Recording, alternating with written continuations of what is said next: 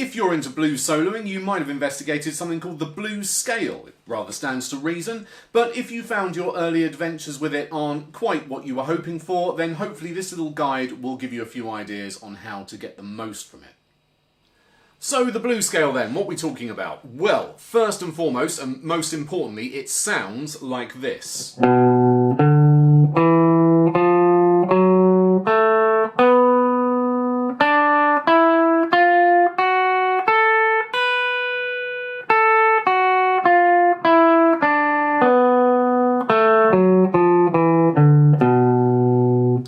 Which I'm playing there in the key of B, because as a guitar player you can get a bit bored with E and A all the time, so we are in the key of B today. For those of you who care about intervals, you might wish to know the blues scale is made up of the following ones. We have a root note, a minor third, a perfect fourth, a diminished fifth, a perfect fifth, and a minor seventh. So in the key of B, that is going to give us the following notes. B, D, E, F, F sharp, and A, before returning to B. Now, it bears more than a passing resemblance to another scale, which is probably very familiar, the minor pentatonic. In fact, it is a minor pentatonic with the addition of this diminished fifth note, F in this case. And it's that note that's going to steal quite a lot of the attention today. It's what is often referred to as the blue note.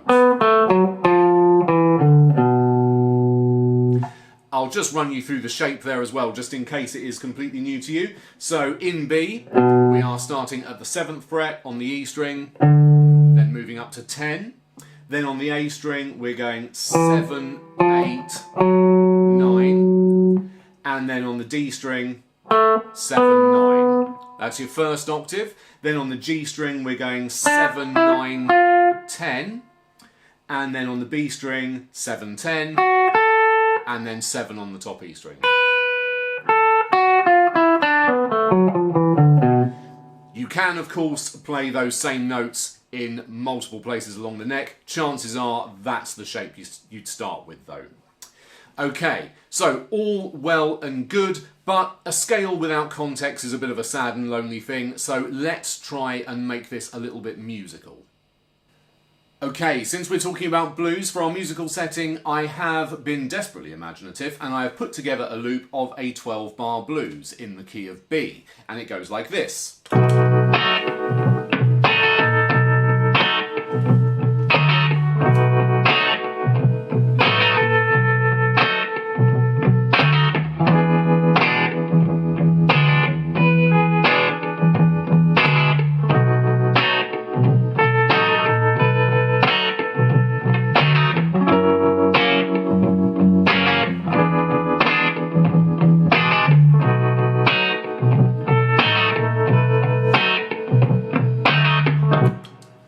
Obvious stuff, you've all heard something like that before. Interesting thing about that chord sequence though that might be worth noting, it is simultaneously one of the most familiar sounds you'll come across, but also harmonically speaking, it's probably one of the more unusual.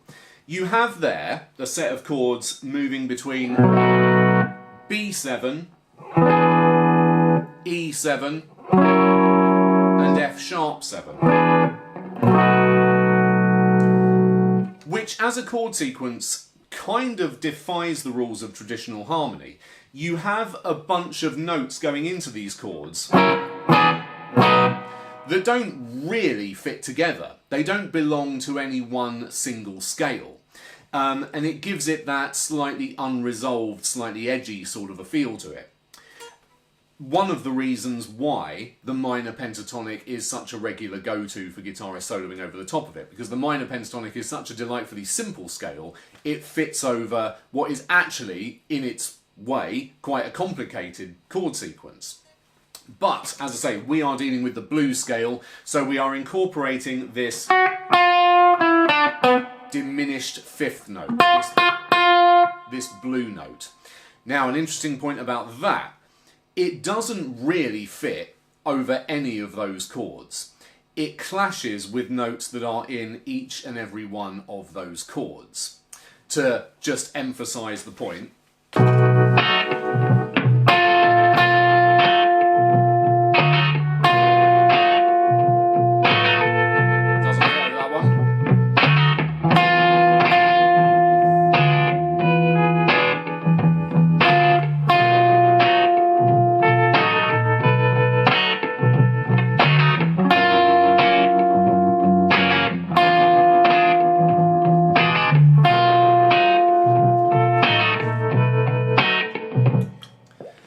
Captain Beefheart could probably have made that work actually, but for most of you that was probably quite irritating to listen to, I do apologise. But just to make the point, it doesn't belong really within any of those chords, but a little bit of dissonance skillfully used is no bad thing at all. So let's look at what we can do chord by chord. Now what's nice about that note in this sequence is it's dissonant, yes, but you actually get a subtly different flavour of dissonance depending on which chord you use it over. For example, if you play over the B7, it is a diminished fifth. If you're playing over the E7, it's an interval of a minor second. It's just one semitone above the root note of that chord. And in the context of the F sharp 7, it is a major seventh. Now, if you're not very theoretically inclined or you're just starting out with this, you don't need to know any of that. Just notice that it takes on a little bit of a different characteristic depending on where in the sequence it's played, and that can inform how we use it. Worth saying at this juncture, you can obviously do whatever you want with this. If it works for you, it works, that's great. But if you're just starting out, I'll give you a few kind of simple all-purpose ideas. So over that B7 chord, the root chord, I find what works really, really nicely is to lean into the dissonance of it, but then resolve it. So you might bend into the note, like so. From the E note at the 9th fret on the G string, just bending up a semitone up to the F, that blue note, and down again. And then walk down the scale down to the B.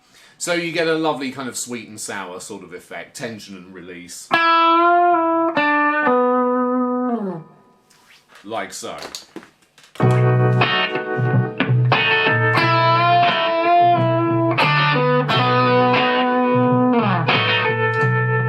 Now when this chord comes up,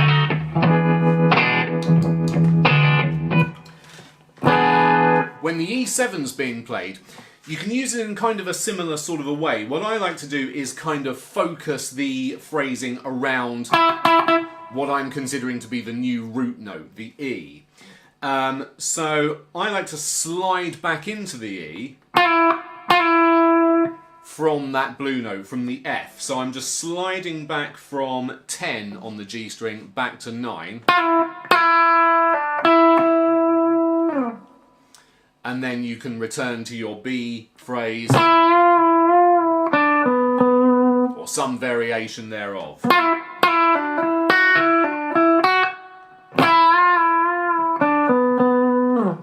Now when the F sharp 7 comes up, I find this is the part in the 12 bar where you can get a little bit zany, so I'm really leaning into the dissonance here. What I'm going to do is hammer on, just in the same place, on that G string from 9 to 10, like that, and then play the F sharp at the 7th fret on the B string above it. So the notes really clash into each other.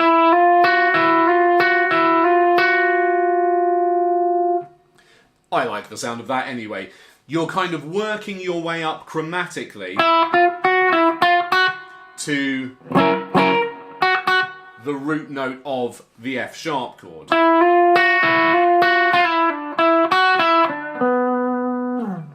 A little like that. So They're all fairly simple ideas. I'll keep the phrasing really, really basic just to kick us off with.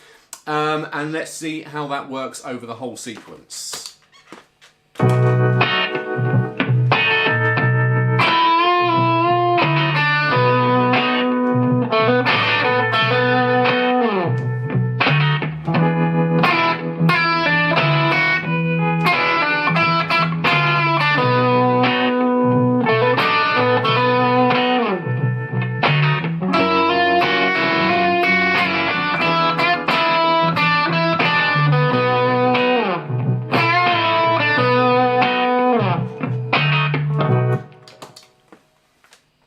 So there we go, a few ideas to get you started phrasing with the blues scale. Really hope there was some stuff of interest and use to you there. If so, please consider liking, subscribing, sending money, whatever. Thanks ever so much for watching, and I'll see you again very soon. Cheers.